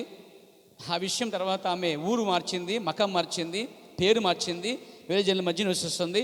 అక్కడ కొంతకాలం తర్వాత ఒక అతన్ని మంచి క్రైస్తవుడిని మోసం చేసి పెళ్లి చేసుకుంది. మోసం చేసి పెళ్లి చేసుకొని చెప్పాలంటే మీరు ఎవరిని మోసం చేయకండి దయచేసి. మీ శీలాన్ని, మీ శరీరాన్ని ఎవడికో ఇచ్చి దాన్ని పరిశుద్ధ వివాహం పెట్టి నీ కన్యత్వాన్ని ఎవడికో ఇచ్చి పెళ్లి చేసుకుని ఆ వ్యక్తితో మరుగుపరుచుతూ ఎన్నడూ చేయొద్దు. మనం లెక్క చెప్పాలి దేవునికి. సరే పెళ్లి చేసుకుందామే, బాగుంది అనుకుంటుంది, హ్యాపీగా ఉంది అనుకుంటుంది, కానీ ఆమె హృదయంలో ఆ తప్పు నేరపను చేస్తూనే ఉంది. సరే జరిగింది ఏంటి? కానీ అతడు వచ్చి మొత్తం విషయము బయట పెట్టేదని బెదిరించాడు. ఎవడు? ఎక్స్పీరియడా? ఏ పీరియడు? ఈ మధ్యన ప్రేమించుకుంటాం బ్రేకప్లు అంట. కప్పు కాదా? ఏమైనా టీ తాగినట్ట? ప్రేమించుకుంటాం బ్రేకప్ అంట. ఈ ఫ్యాషన్ అయిపోయింది ఈ కాలంలో. 2020 ఏంటంటే ప్రేమించేసుకుంటాం, పామేసుకుంటాం, మూతులు నాకేసుకుంటాం, తర్వాత విడిచిపెట్టుకోవటం. చెడిపోయింది ప్రపంచం ఈరోజు. అరే 6 నెలలు 3 నెలలు ప్రేమ, దోమ, పేడ పామేసుకుని, మొబైల్ ఇచ్చేసుకుని, డ్రెస్సులు కొనిపించేసుకుని, అన్ని పనులు అయిపోయిన తర్వాత, క్లియర్ అయిపోయిన తర్వాత బ్యాకప్. దేవుడిని కప్పు కూడా జాగ్రత్త. మరి బ్యాకప్ అంట. మళ్ళీ ఆమెతో అయిపోయింది, ఈమెతో అయిపోయింది, అతనితో అయిపోయింది, మార్చేసాను, ఆవిడ ఎక్స్పీరియడ్, ఈ ఎక్స్పీరియరాలు, ఇవి లాంగ్వేజ్లు ఈరోజు. ఎంతమంది మారిస్తే అంత గొప్ప అంట. సినిమాలు కొంత నాశనం చేస్తున్నాయి ప్రజల్ని. దానివలన నీ శరీరమే అపవిత్రపరచబడి పాడయ్యి జీవంగల దేవుని ఎదుటికి రావాల్సి వస్తుంది. మనిషికి మరణం ఉంది కానీ ఆత్మకి మరణం లేదు. లెక్క చెప్పాలి. సరే వీడేం చేశాడు? పెళ్లి చేసుకుంటావా లేదని బెదిరిస్తున్నాడు. వింటున్నారా? దేవునికి స్తుతి కలుగాక. బెదిరించాను కావున ఆమె ఇద్దరితో జీవించవలసి వచ్చాను అంటే ఇప్పుడు కంటిన్యూ చేస్తుంది. తప్పని పరిస్థితి. ఇవి సినిమాలు కాదండి, జీవితాల్లో జరిగిన కార్యాలు. ఇవి ప్రాక్టికల్ కాదు, ఇది నిజంగా జరిగిన కార్యాన్ని తీసుకుని వివరిస్తున్నటువంటి విధానం. కథలు కాదు ఇవి, పుస్తకాలు రచయితలు కాదు రాసి కథలు కాదు ఇవి, జీవితాల్లో జరిగిన కార్యాలు ఇవి. ఇప్పుడు ఆమె ఏం చేస్తుందంటే, ఎక్కడ ఇప్పుడు భర్తను తెలిస్తేనే విడిచిపెట్టేస్తాడని ఇటు భర్తతోనూ అటు వాడితోనూ జీవిస్తూ ఉంది. ఇంకా డబ్బల్ చేస్తుంది పాపం.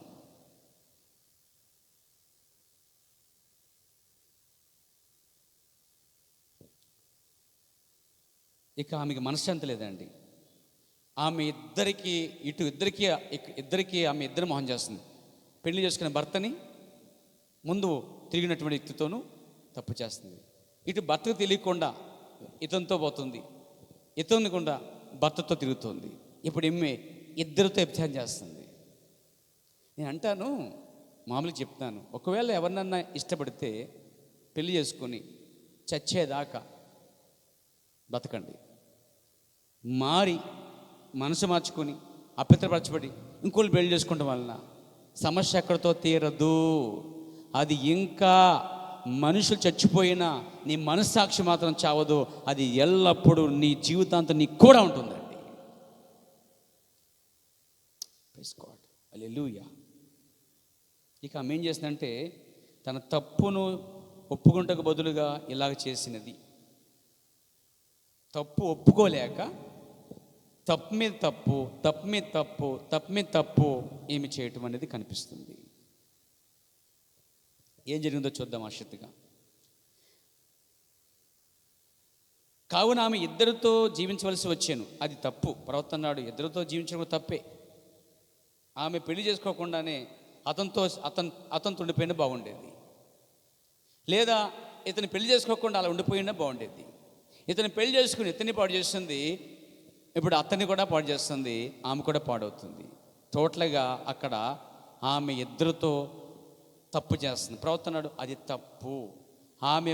చూడండి అంటున్నాడు, ఆమె ప్రారంభంలోనే తన తప్పును ఒప్పుకున్నటకు బదులుగా ఇలాగ చేసినది. నిజంగా ప్రవక్త అన్నాడు ఒకవేళ అదే జరిగి ఉంటే పెళ్లికి ముందే ఆ వ్యక్తికి ఇలా జరిగిందని చెబితే తను ఇష్టపడకపోయినా ఒప్పేసుకోవాలి.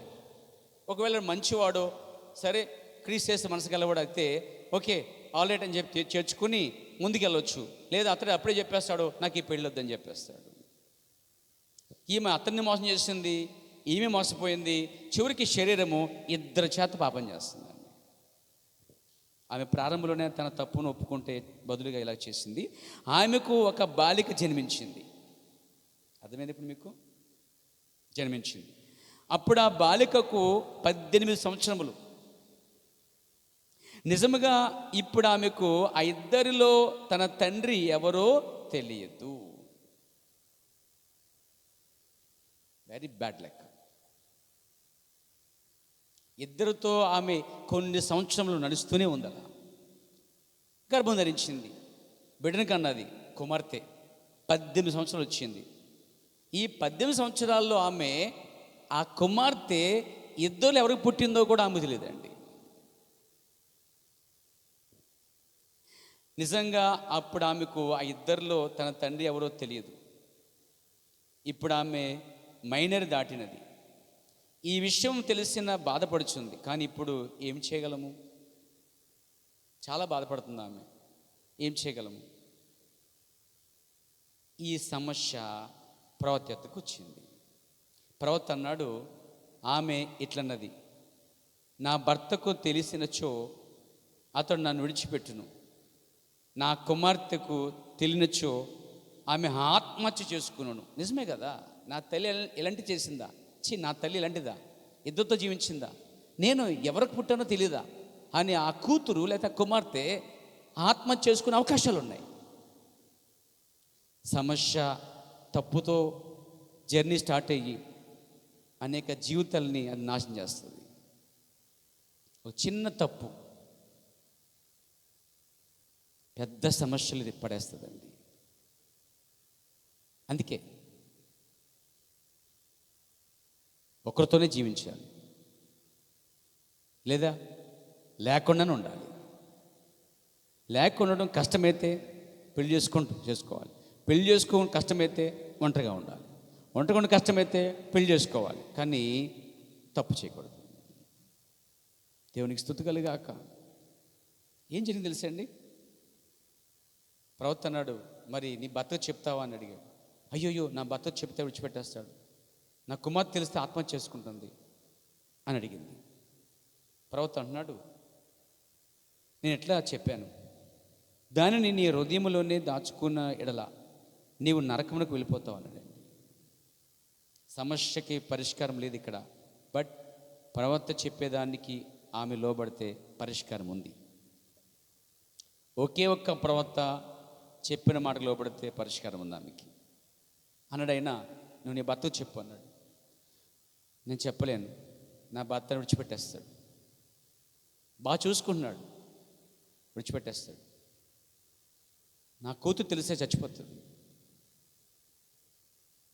అప్పుడు అడిగినా, నువ్వు అలాగే మనసులో ఉంచుకుంటే నీవు చనిపోయిన తర్వాత నువ్వు నరకానికి వెళ్తావు అన్నాడు.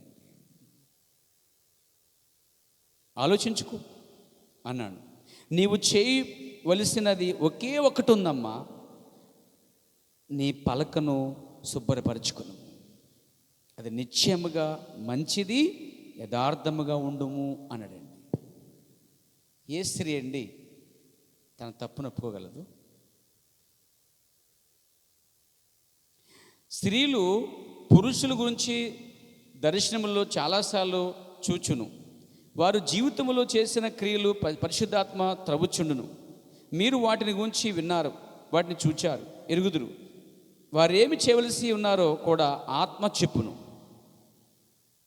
మేము ప్రభుతో ఎప్పుడో సరి చేసుకున్నాం అని వారు చెప్పుదురు.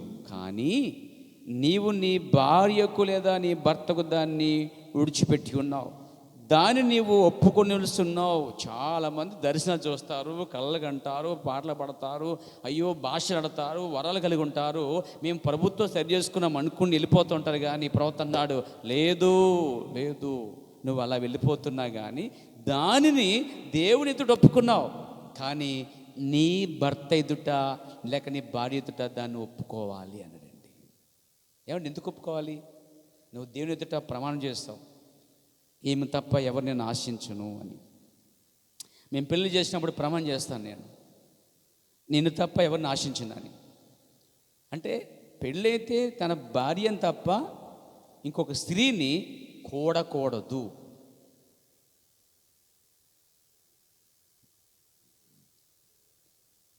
దేవునికి మహిమ కలుగాక.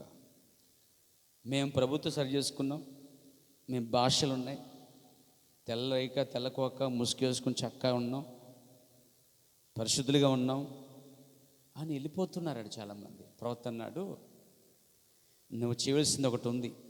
నీవు నీ భార్యకు లేక నీ భర్తకు దాన్ని విడిచిపెట్టేస్తున్నావు, వెళ్ళి నువ్వు దాన్ని ఒప్పుకోవలసి ఉన్నావు అన్నాడండి. ఇతడండి నిజమైన ప్రవక్త అంటే, నిజం పలికిన ప్రవక్తుడు. ఆమె ఉంటుందో వెళ్ళిపోతుందో కూడా ఆలోచించలే ప్రవక్త. ఆమె దశమం ఇస్తుందో ఇవ్వదో అని ఆలోచించలే ప్రవక్త. ఈరోజు సేవకులు దాన్ని చెప్పడానికి వెనక ముందు 1000 సార్లు ఆలోచిస్తారు. ఇది చెప్తే ఆమె ఏమవుతుంది, సంఘం నుంచి పెట్టేస్తుందేమో, మమ్మల్ని నుంచి దాడి వెళ్ళిపోద్దేమో, లేకపోతే ఈ సంఘం రాదేమో అని చాలామంది సేవకులు 1000 సార్లు ఆలోచిస్తారండి. కానీ విలియం బ్రహ్నం అనే వ్యక్తి ఆమె అంతము కోసం చూసి ఆలోచించి చెప్తున్న వ్యక్తి అండి. ఈ బుడబగ పాస్టర్ల సేవకులు సంఘాలు జనుల్ని అలా ఉంచుకున్నారు అంతే అండి, పెంచుకున్నారు, సంఘ సంఖ్యని పెంచుకున్నారు తప్ప వాళ్ళకి నిజం చెప్పట్లేదండి. ఈరోజు నిజం చెప్పుండే కనుక, నిజం చెప్పుంటే పాస్టర్స్ ఈరోజు సంఘాలలో ఆ తప్పు జరగదు, జరిగినా మిగతా వాళ్ళకి భయం ఉండేది, మరి ఏదో జరిగి ఉండేది పేర. అది జరగకుండా వారు డబ్బు బాగా మరిగి దశభాగములు కానుకలు అవి వీటిపైన జనసంఖ్య పెంచుకుని, సంఘ సంఖ్య పెంచుకుని, జనం పెంచుకున్నారు తప్ప వారిని సరైన సత్యం వైపు ప్రవక్త వల్లే నడిపించటం లేదు అని తెలియజేస్తున్నాను. నేను అలా ఉండను, ప్రవక్త ఏం చెప్పాడో అలాగే సంఘానికి చెప్తాను.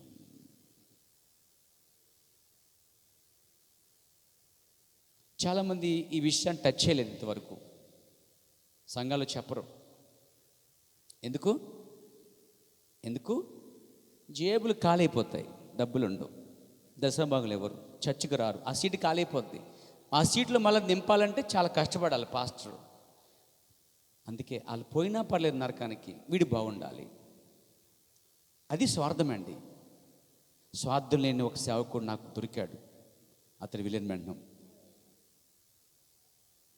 మినిమం అతను లేకపోయినా అతనిలో ఆఫ్ అయినా సరే ఎదిగి తీరాలి మనం ఖచ్చితంగా.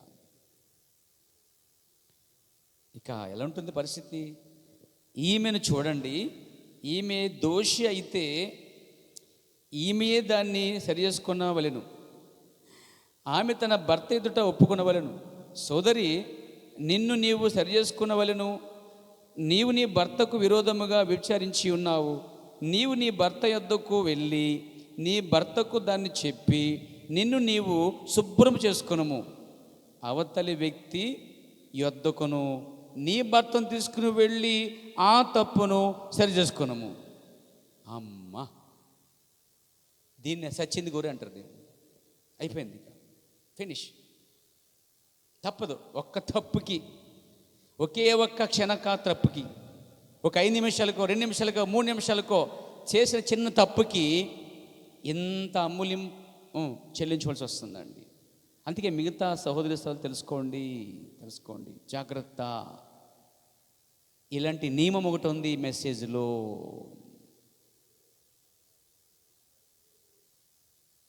ఇది తెలిసినప్పుడు ఎవరైనా డబుల్ గేమ్ ఆడతారా? ఆమెలాగా ఆమె ఏం చేస్తుంది? ఈ పురుషునితోనూ ఆ పురుషునితోనూ చేస్తుంది. వాళ్ళని సంతోషపెడుతుంది, కానీ నిజంగా ఆమెకే సంతోషం లేదు. ఎందుకంటే ఆమె అంతరాత్మ, లేకపోతే ఆమెలో ఆ యొక్క మనస్సాక్షి దోషారోపణ చేస్తూనే ఉందండి. ఆమె జయించలేకపోతుంది. ఒకటే మార్గం, ఆమె ఇప్పుడు దానికి సమ్మతించాలి. దావీదు వల్లే, సమరయ స్త్రీ వల్లే, ఏదైనా తోటలో వారి వల్లే మరి అక్కడికి రావాలి. ఆ కార్యం వద్దకి వేరే దారి లేదు. అక్కడ రాకుండా ఎక్కడెక్కడ తిరిగినా కానీ, ఊరు మారినా, పేరు మారినా, వ్యక్తిని మార్చినా, ఏం చేసినా, దేవుని ఎదురుకు వచ్చి భాషలన్న అద్భుతాలు చేసినా, నిజంగా దేవుళ్ళు చాలా ఆత్మతో నింపబడుతున్నప్పటికీ, వాళ్ళు చెప్పే ప్రవచనాలు నెరవేర్చబడుతున్నప్పటికీ వారు ఇంకా ఆ విషయంలో మారు మనసు లేని వారు అంటున్నాడండి. ఎంత యథార్థమైన బోధ అండి ఇది. ఈ రోజులు ఏంటి బోధన ఎవరు ఇష్టపడతారండి? ఎవరికి కావాలి ఈ బోధ అండి? అమ్మా నీ చీర బాగుందమ్మా, నీ చెప్పులు బాగున్నాయమ్మా, అయ్యా నీ డ్రెస్ బాగుందయ్యా, నిజంగా మీరు సంఘంలో ఉండటం ఆశీర్వాదకరమయ్యా. మనకి సోదిది అదే కావాలనుకుంటే నరకం రిజర్వేషన్ ఇక్కడ అయిపోద్ది. అవన్నీ వద్దు, వాక్యమే కావాలనుకుంటే పరలోకానికి ఇక్కడే రెడీ అవుతావు నువ్వు. జనులు దీనికోసం ఆలోచన చేయరండి. ఆయన అన్నాడు, నువ్వు ఈ భర్త దగ్గర ఒప్పుకోవాలి ఫస్ట్. రెండోది, ఈ భర్తను తీసుకొని తప్పు చేసిన ఆయన వద్దకు వెళ్ళి నీ తప్పును సరిదిద్దుకును. నీవు నిర్దోషి వగుదువు, నిర్దోషం అయిపోతావు అన్నాడండి. నువ్వు క్షమించబడతావు అన్నాడండి. నీ భర్తతో జీవించుట కొనసాగించినా, నువ్వు అలా చేసినందుకు నీ భర్త నీతో కొనసాగించకపోయినా అది అతని నిర్ణయం. అసలే అది చెప్తే భర్త ఊరుకుంటాడా? అదేమన్నా బిస్కెట్ వేసావమ్మా, బిల్లే ఉందిరా తింటాను అంటాడా? మాట్లాడు ఏంటంటే అంటారా? మీరు అంటారా? మండుతారు. ఆ ప్లేస్లో చేతగానే భర్త ఎవడైనా సరే అలాగే ఉంటాడు. కానీ ఈయన అన్నాడు, ఈ ప్రవక్త, ఏ ప్రవక్త? మన కాల ప్రవక్త. ముందు భర్తతో ఒప్పుకో, మళ్ళా భర్తను తీసుకువెళ్ళి ఆయన ఎదుటికి వెళ్ళి ఒప్పుకో, అప్పుడు నువ్వు నిర్దోషివి. ఇలా జరిగితే నీ భర్త నీతో ఉండొచ్చు, లేకపోవచ్చు, అది అతని నిర్ణయం. నీతో జీవించుటకే అతడు తీర్మానించుకున్నచో అతడు నిన్ను క్షమించును. నీతో ఉండటానికి అతడు తీర్మానించుకున్నట్లయితే నిన్ను క్షమిస్తాడు. ఇక నువ్వు వద్దనుకుంటే విడిచిపెట్టేస్తాడు. అప్పుడు నువ్వు మరి ఎన్నడూ అటువంటి పాపము చేయకుండా జాగ్రత్తగా పడుము. ఒకవేళ నీ భర్త చేసిన కార్యాన్ని సమ్మతించి క్షమించాడుకోండి, మళ్ళీ ఇంకొక పొరపాటు క్షమించాడు కదా అని చెప్పి ఇంకోసారి చేయొద్దు. Praise god. లేదా అతను విడిచిపెట్టేయచ్చు. దేనికైనా రెడీగా ఉండాలి. ఇప్పుడు రెడీగా ఉంటే కష్టమైతే ముందు ప్రారంభంలో పాపం చేయడమే ఆపేయాలి అసలే. అప్పుడు చాలా హ్యాపీగా చేసి సమస్య చుట్టుకున్నప్పుడు దీని నుంచి రావటం, బయటపడటం చాలా కష్టం. వింతైన కేసు కదా ఇది, వింతైన సమస్య. ప్రవక్త అన్నాడు, అతను నీతో జీవించకపోయినా అతని ఇష్టం అది. ఒకవేళ అతడు జీవించాలనుకుని నేను క్షమిస్తాడు. అప్పుడు నీవు మరి ఎన్నడూ అటువంటి పాపం చేయకుండా జాగ్రత్తపడము. కానీ అతడు నిన్ను క్షమించకపోయినచో అది అతని పని. నిన్ను అతడు విడనాడవచ్చును, లేదా తిరిగి తీసుకునవచ్చును. అక్షరాలు ఇది నిజం అని చెప్పాడండి. ఇప్పుడు ఆమె ఎంత ధైర్యం ఉంటే ఆమె ఇప్పుడు తన భర్తకు చెప్పి భర్తను తీసుకెళ్ళగలది? ఇది పాపం చేసే ముందు ఒక్కసారి ఇది ఆలోచిస్తే అలాంటి తప్పులు పాపాలు మరీ మనడు ఇక మిగతా జనరేషన్ కూడా చేయకూడదు. చేస్తే ఇదే పరిస్థితి. దేవునికి స్తుతి కలుగాక. నీతో పాపము చేసిన అవతల వ్యక్తి తన భార్య వద్దకు వెళ్ళి దీన్ని ఒప్పుకొని ఆమెను ఎద్దుకు తీసుకుని రావలసిన బాధ్యత కలిగి ఉన్నాడు. ఇక్కడతో అయిపోలేదు సమస్య, మళ్ళీ అటువైపోయింది.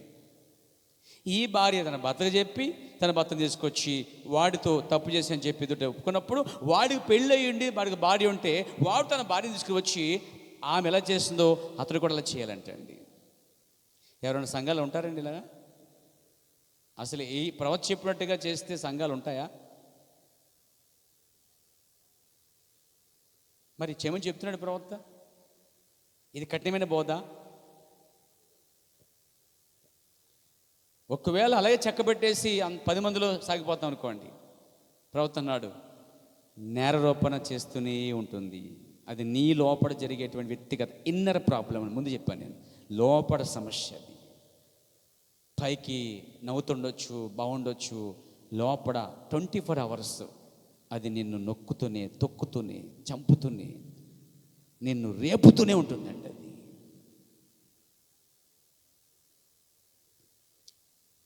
అన్నాడైనా. అంతేకాదు, ప్రైజ్ ది లార్డ్, ఆ వ్యక్తి కూడా తీసుకొచ్చి నీతో పాపం చేసిన అవతల వ్యక్తి తన భార్య వద్దకు వెళ్ళి దీన్ని చేపు ఒప్పుకుని ఆమె నీ వద్దకు తీసుకుని రావాలను బాధ్యతను కలిగి ఉన్నాడు అతడు. నీవు నీ భాగము నెరవేర్చము, అతడు తన భాగము నెరవేర్చును. ఆ మగవానితో దుష్కార్యం జరిగించిన ఆమె తన భర్తను అతన్ని వద్దకు తీసుకుని వెళ్ళి తప్పును ఒప్పుకొనవలెను, దాన్ని సరిచేసుకునవలెను.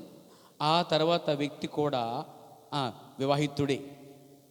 అతడు తన భార్య వద్దకు వెళ్ళి ఈ తప్పును ఒప్పుకొని ఆమెను ఈమె వద్దకు తీసుకుని తప్పును సరిదిద్దుకొనవలెను. అది మంచిది. నా భావమును గ్రహించారా? అప్పుడది పరిష్కారమగును. కానీ సమస్య భూకంపం లాంటిది, సునామీ లాంటిది. కానీ పరిష్కారం అంటే జరిగిద్ది అన్నది. ఏం తెలుసా? నిశ్చత కలిగి ఉంటావు. అమ్మయ్య క్లియర్ అయిపోయింది అనుకుంటావు.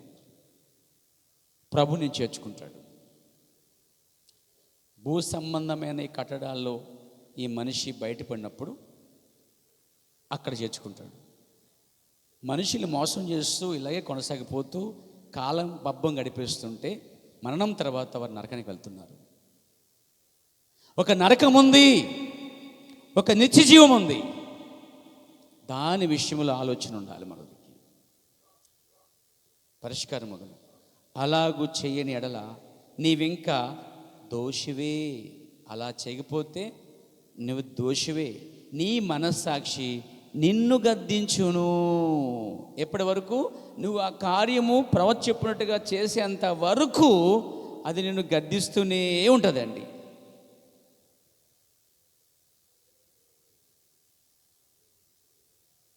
Praise god. దేవునికి స్తుతి కలుగాక. ఒక ఆమె కొద్ది కాలం కిందట అద్దకు వచ్చినది. మొదట ప్రపంచం యుద్ధము నుండి ఇది దాగి ఉన్న కార్యం. అమ్మో, చాలా కాలం నుంచి దాచించింది. ఆమె మానసిక శాంతి నిమిత్తము $100 ఖర్చు చేసింది. ఆమెను నేను గమనించుచు ఆ గదిలో కూర్చున్నాను. మేడ ఆమె పక్క తీసుకుని వచ్చినది. ఆమె కూర్చుని తన చేతి రుమాలను చుట్టుకుని ఏదేదో చేస్తున్న పిచ్చిగా. ప్రపంచం బద్దలైపోవు అనుకొనుచున్న చెప్పుచున్నది. అటువంటి పిచ్చి మాటలు పలుకుతుంది. ఇక ఈమెకి మనశ్శాంతి లేదు. ఎందుకు తెలుసా? ఈమె తప్పు చేసి దాన్ని కొన్ని సంవత్సరాలు దాచిపెట్టింది. మనశ్శాంతి లేదు, నెమ్మది లేదు, ముఖంలో సంతోషంలో చిరునవ్వు లేదు, ఆనందం లేదు. ఏదో ప్రజల మధ్య జీవిస్తుంది తప్ప వ్యక్తిగతంగా ఆమె చాలా నలిగిపోతూ ఉంది. ప్రవక్త అంటున్నాడు, ఆమె కూర్చుని రుమాలు చుడుతుంది, పిచ్చిగా మాడుతుంది, ఏదో పిచ్చి మాట పడుగుతుంది. నేను కూర్చుని చూస్తూనే ఉన్నా, ఆయన గమనిస్తూనే ఉన్నాడు. నీ జీవితంలో ఎక్కడో ఏదో జరిగినది అని అడిగాను. లేదు లేదు లేదు లేదు అన్నదంట ఆమె. ప్రవక్త అన్నాడు, నేను సండే స్కూల్ టీచర్ను అన్నదామె. ఇంతకీ ఎవరు ఏమి అంటే సండే స్కూల్ టీచర్ అండి. అది సరే, నాకు ఒక చిన్న, నీవు ఒక అతనితో ఉన్నావు అన్నాడండి ఆయన. ఆమెను కూర్చుని గమనిస్తూ ఉన్నాను. నీవు మరెవరికి ఇది చెప్పవద్దు అన్నదామె. ఆ సమయంలో నీ భర్త సైన్యంలో ఉన్నాడు అన్నాను. ఆమె ఏడవటం ప్రారంభించింది. దాన్ని మరెవరికి చెప్పవద్దు బ్రహ్మం అని బతిమలుకుంది. అది ఆమె మనస్సాక్షిలో మెదులుచి ఉన్నది. ఆ విషయమును ఎప్పుడో దేవుని ఎదుట ఒప్పుకున్నానని చెప్పింది. ఒక్క నిమిషం ఆగు. నీవు దేవునికి విరోధముగా తప్పు చేయటలేదు, కానీ నీ వివాహ ప్రమాణమునకు విరోధముగా పాపం చేసి ఉన్నావు. నేను దేవునితో సరి చేసుకున్నాను అంటుంది, కానీ ప్రవర్తనాడు సమస్య దేవునితో కాదు, ఇక్కడ నీ భర్తతో ప్రమాణం చేస్తావు కాబట్టి తప్పు చేసావు. వివాహమునకు ప్రమాణం విరుద్ధంగా పాపం చేస్తున్నావు. నీవు నీ భర్త వద్దకు వెళ్ళి మొదట సరి చేసుకున్నాము అని చెప్పాను. అతడు నన్ను విడిచిపెట్టునన్నది. ఎలాగూ దేవుడు నేను విడిచిపెట్టును, కాబట్టి ఎవరు నిన్ను వదులుట నీకు ఇష్టము? భర్త విడిచిపెట్టడం ఇష్టమా, దేవుడు విడిచిపెట్టడం ఇష్టమా అని అడిగాను.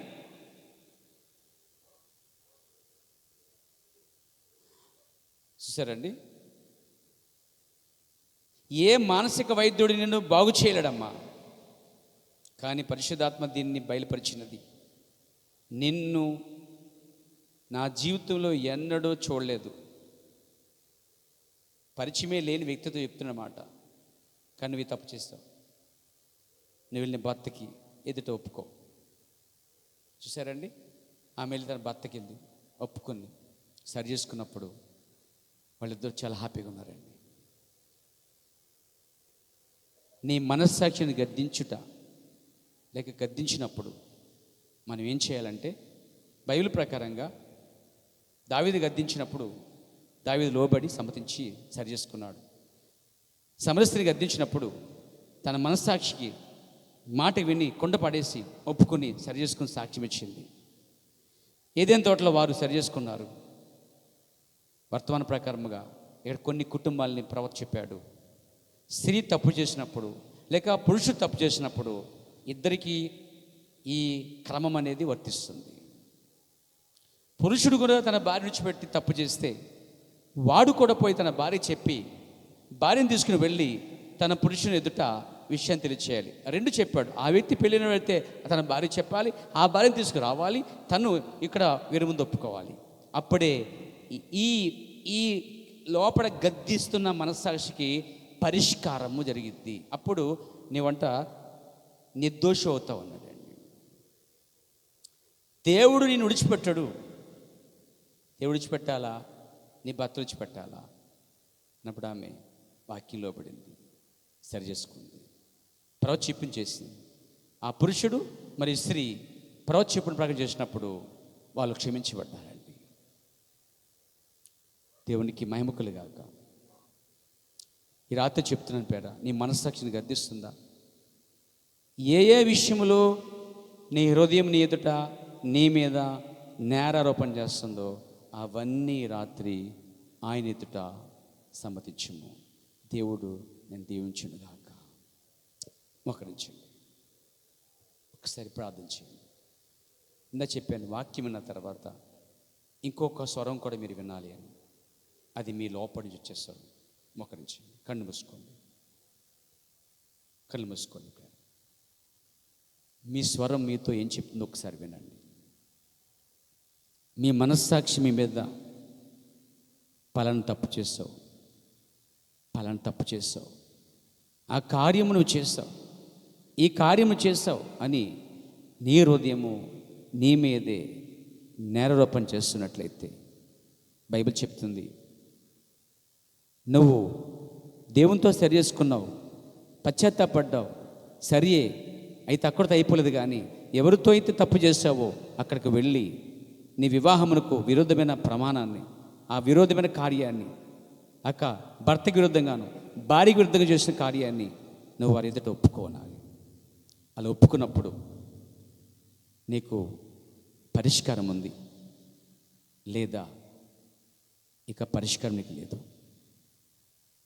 ఇంత గొప్ప వర్తమానాన్ని దేవుడు మనకిచ్చాడు. ప్రజల జీవితాల్ని, కుటుంబాలని కట్టగలిగినటువంటి వర్తమానం ఇది. ఇది సత్యమైనది, నిజమైనది, ఇది వాక్యానుసారమైనది. కాబట్టి ఈ రాత్రి కాలంలో పురుషులారా, మీ హృదయం మీ మీద నేరోపణ చేస్తుందా? అయితే ఏ విషయంలో నేరోపణ చేస్తుందో దాన్ని ప్రభు ఎదుట ఒప్పుకోండి. అలాగే దేవుని ఎదుటను, ఎవరితో తప్పు చేస్తే వారి ఎదుటను ఒప్పుకోండి. స్త్రీ సహోదరులారా, ఓ స్త్రీలారా, మీరు దేవుని ఎదుట సరి చేసుకోండి. అలాగే మీరు ఎవరితో తప్పు చేస్తారో వారితో కూడా మీరు సరి చేసుకోమని దేవుడు మీకు తెలియచేయమంటున్నాడు. చాలా సామాన్యంగా ఈ రాత్రి వర్తమానం ఉంది. ప్రార్థన చేసుకుందాం. మహాపరిశుద్ధుడైన తండ్రి, జీవం కలిగిన మా ప్రభువా, ఈ రాత్రి చెప్పబడిన మాటలు దీవించి ఆశీర్వదించండి. నీ మనస్సాక్షి గద్దించినప్పుడు నువ్వేం చేయాలి అనే ప్రశ్నార్థమైన అంశాన్ని మీరు మాకిచ్చారు. మేమందరము నీ వాక్యం విన్న తర్వాత మా హృదయంలో ఏ విషయంలో నేరాపణ చేస్తుందో ఆ విషయాలన్నిటినీ నీ ఎదురు తీసుకొచ్చి సమ్మతించి సరి చేసుకుని పరిష్కారం పొందుకుని సమాధానం గలవ, శాంతి గలవారుగా నీలో ఈ లోకంలో సాగిపోయే భాగ్యం తెచ్చేయండి. గొప్ప కృప మా అందరిపై ఉంచండి. యేసుక్రీస్తు నామములో ప్రార్థించుచున్నాను. ఆమేన్.